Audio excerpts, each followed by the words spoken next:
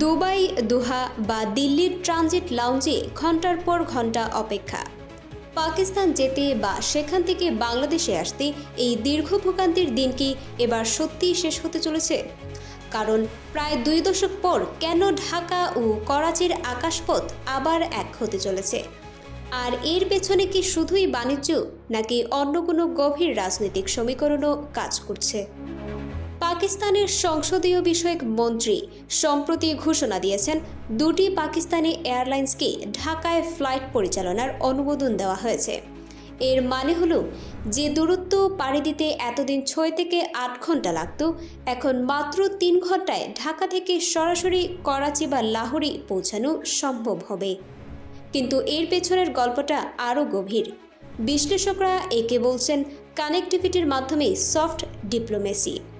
1971 পরবর্তী সময়ে বাংলাদেশ ও পাকিস্তানের সম্পর্ক নানা চড়াই-উতরাই দেখেছে।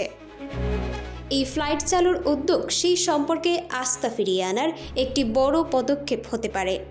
এর মূল উদ্দেশ্য 3টি।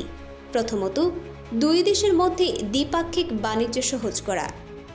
দ্বিতীয়ত, বাংলাদেশ থেকে পাকিস্তানে চিকিৎসা ও ধর্মীয় পর্যটন, বিশেষ করে সুফি মাজারগুলোতে ভ্রমণ বাড়ানো। এবং তৃতীয়ত, 2 দেশের মানুষের মধ্যে সরাসরি যোগাযোগ তৈরি করা।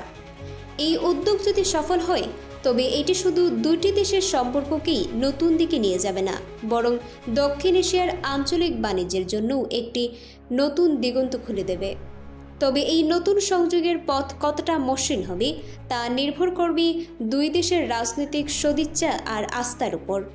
কারণ আকাশপথের এই মিলন আসলে তৈরি হওয়া দূরত্বের অবসান ঘটানোরই একটি প্রচেষ্টা। এই ধরনের গুরুত্বপূর্ণ আপডেট পেতে আমাদের সঙ্গে থাকুন। বিজিএন টিভি 24 সংবাদ, যেখানে বিশ্বস্ততা সেখানে।